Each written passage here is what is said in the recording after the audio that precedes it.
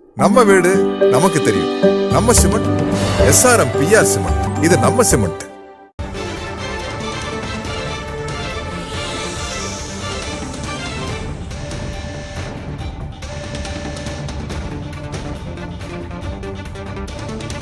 தற்போதைய செய்தியை பார்த்துக் கொண்டிருக்கிறோம்.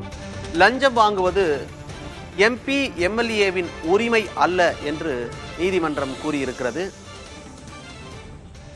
MP MLAக்களை பாதுகாக்கும் சட்டப்பிரிவை நீக்க கோரிய வழக்கில் உச்சநீதிமன்றம் இந்த உத்தரவை பிறப்பித்திருக்கிறது. உச்சநீதிமன்றத்தின் 7 நீதிபதிகள் கொண்ட அமர்வு தீர்ப்பு வழங்கி வருகிறது. லஞ்சம் வாங்குவது MP MLAவின் உரிமை அல்ல என்று நீதிமன்றம் கூறியிருக்கிறது.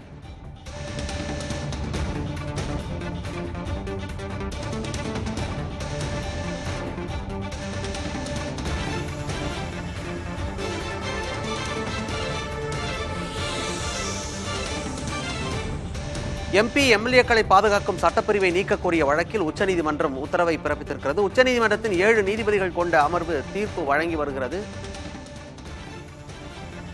MP MLAக்கள் லஞ்சம் வாங்கினால் அவர்களுக்கான சட்ட பாதுகாப்பு நீங்கிவிடும் என்று நீதிமன்றம் கூறியிருக்கிறது.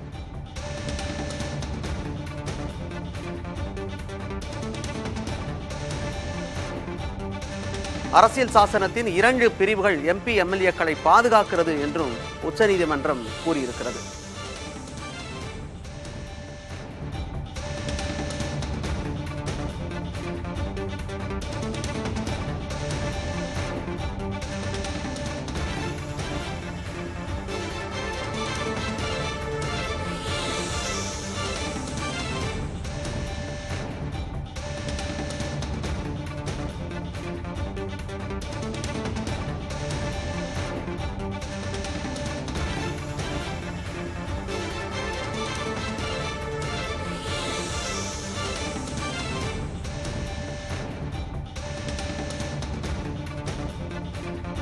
உச்சநீதிமன்றத்தின் உத்தரவு குறித்து கூடுதல் விவரங்களோடு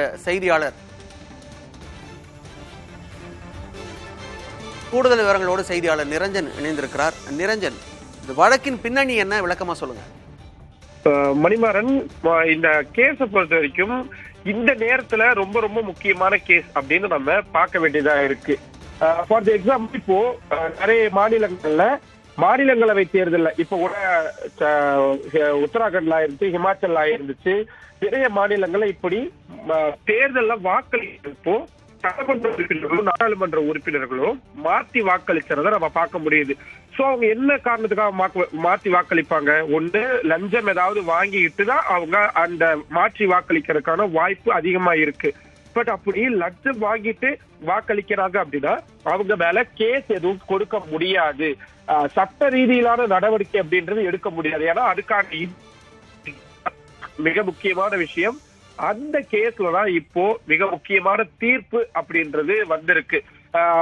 இந்திய அரசியல் சாசன பிரிவு 105 உட்பிரிவு 2, 194 கொஞ்சம் டெக்னிக்கலான விஷயம் தான், ஆனா ரொம்ப ரொம்ப முக்கியமான விஷயம் அப்படின்றதுனால கூடுமான அளவுக்கு நான் ரொம்ப எளிமையா சொல்ல முயற்சி பண்றேன். இந்த 2 சட்ட பிரிவுகளும் ஒரு நாடாளுமன்ற மற்றும் சட்டமன்ற உறுப்பினர்களுக்கு நாடாளுமன்றத்துல அவங்க பேசக்கூடிய அல்லது அவங்களுடைய செயல்பாடுகளுக்கான ஒரு இம்யூனிட்டி. ஃபார் எக்ஸாம்பிள், இப்போ ஒரு கோர்ட்டை விமர்சிச்சு இல்ல ஒரு ஜட்ஜ்மெண்ட்டை விமர்சிச்சு ஒரு சட்டமன்றத்திலயோ நாடாளுமன்றத்திலயோ ஒரு உறுப்பினர் பேசுறாரு அப்படின்னா அந்த நேரத்துல வெளியே பேசுறது வேற, பட் சட்டமன்றத்துக்குள்ளேயோ நாடாளுமன்றத்துக்குள்ளேயோ பேசும் பொழுது அவங்க மேல நடவடிக்கை எடுக்க முடியாது. அதுதான் ஒரு இம்யூனிட்டி அப்படின்றது அரசியல் சாசனம் உறுப்பினர்களுக்கு வழங்கி இருக்கு. இந்த அரசியல் சாசனத்துடைய இந்த இம்யூனிட்டி, இந்த பாதுகாப்பு எந்த அளவுக்கு பயன்படுத்தப்படலாம் அப்படின்றதுதான் கேள்வி. 1988 இது சம்பந்தமான கேஸ ஒண்ணு விசாரிச்ச பொழுது இல்ல உள்ள நடக்கக்கூடிய எந்த ஒரு விஷயத்துக்குமே அவங்கள நீங்க கேள்விக்குள்ளாக்க முடியாது அப்படின்ற ஒரு ஜட்ஜ்மெண்ட் வந்துருந்துச்சு. இதுக்கு எதிராக உச்சநீதிமன்றத்துல 7 நீதிபதிகள் அடங்கிய அமர்வு விரிவான விசாரணையை நடத்தியிருந்த நிலையில அந்த அரசியல் சாசன அமர்வு இன்னைக்கு தீர்ப்பு வழங்கியிருக்கு. அதுல லஞ்சம் வாங்குறாங்க, அது சட்டமன்றத்திற்குள்ள ஒரு வாக்கள் வாங்குகிறார் என்றால் அந்த நேரத்திலேயே அவங்களுக்கான அனைத்து சட்ட பாதுகாப்பும் அகற்றப்பட்டுருச்சு, நீங்கிரும். அதனால தாராளமா உங்களுக்கு எதிராக நடவடிக்கை எடுக்கலாம். ஃபார் தி எக்ஸாம்பிள், இப்ப வேற ஏதாவது ஒரு மாநிலத்துல ஒரு மாநிலங்களவை தேர்தல் நடக்குது. அதுல ஒரு கட்சியுடைய உறுப்பினர் மாற்றி வாக்களிச்சிடுறாரு. ஒரு புகார் போய் கொடுக்கறாங்க, இந்த உறுப்பினர் லஞ்சம் வாங்கிட்டு தான் இப்படி மாற்றி வாக்களிச்சிருக்கிறாரு அப்படின்னு ஒரு புகார் தெரிவிக்கிறாங்கன்னா, இதுக்கப்புறமா அந்த சட்டமன்ற உறுப்பினரோ நாடாளுமன்ற உறுப்பினரோ நிச்சயமா கேஸை எதிர்கொள்ளணும். இது வரைக்கும் கேஸை எதிர்கொள்ள முடியாது, அதுதான் நிலைமையா இருந்துச்சு.